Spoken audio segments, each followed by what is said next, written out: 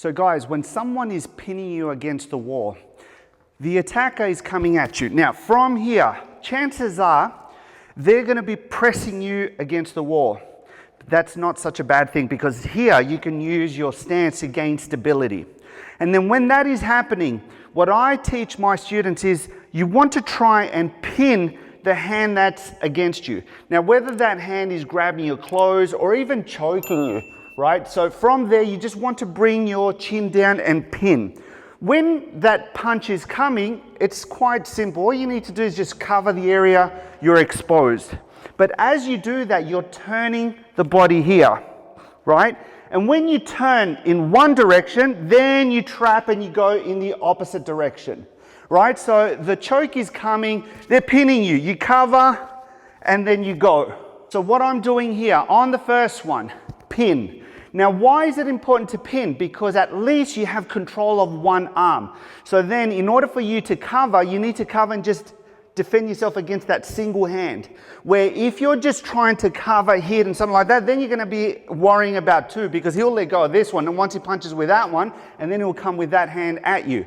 So the moment you pin, it's just for that split second where you see something coming at you, you turn. Just cover the area and then whenever you do that, then you can trap, right? Then you can trap and you come forward with that elbow strike. Pinning, turning, sitting on your horse and you go in with that elbow strike. Once you do that elbow strike, then it's easy for you to follow up.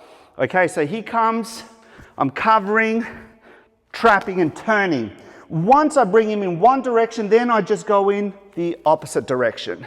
Okay, so whether it's a palm strike, a punch, or an elbow strike, the principle behind the movement remains the same. We'll do it just one last time. He comes at me, I cover, turn, pin, and then you go. Now that's just against a single, let's say it's a double. So the opponent comes at you, he pins you, now it's double, okay?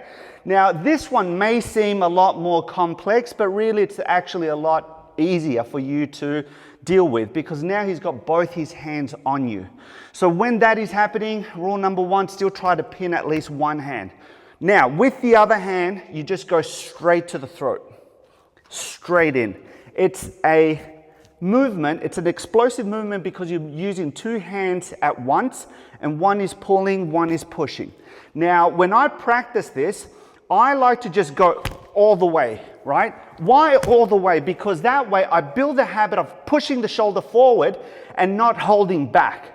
Of course, I can't do that on my training partner because then I'll hurt him, but then I can still go all the way in right here towards the side, pinning, and then once I do that, then I can trap. Once I trap this arm, look at this, then you go whack, you go all the way as your counter.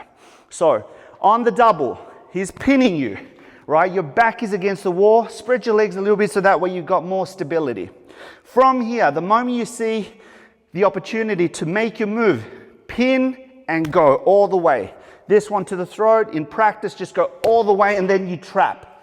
Once you do the trap, then you can go with this one in the opposite direction to the arm grab, bang. And once again, just like the previous technique, you can go with a palm strike or an elbow. Let's say we go with an elbow on this one. From here, 1, 2, bang, right? It's a very effective movement for you to do. I highly recommend you work on it and have that person just really just pin you against the wall to see if you've got the reach, to see if you've got the stability, the base, and then try to flow. The idea is to try and get a rhythm. So whether he comes with a single, 1, 2, 3. He comes with the double, pin, drop, and then go. So that way you can work on it and have the person you're training with feed you freestyle, all right? So you don't know which of the two is coming at you. And then like everything else I teach in my videos, make sure you practice both sides. Okay, do your right side and work on your left side. Let me show you an effective way you can work on these techniques hitting some pads. Whether you have Thai pads, focus mitts, let me show you how you can work on it.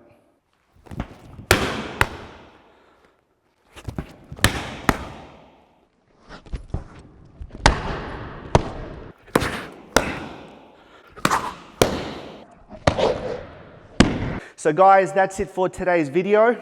If you haven't checked out our previous video on the knife hand for self-defense, I'll post a card up here so that way you can check it out. I highly recommend it. And don't forget, check out my free introductory applied Wing Chun course so that way you can take your Wing Chun to the next level. Guys, thanks so much.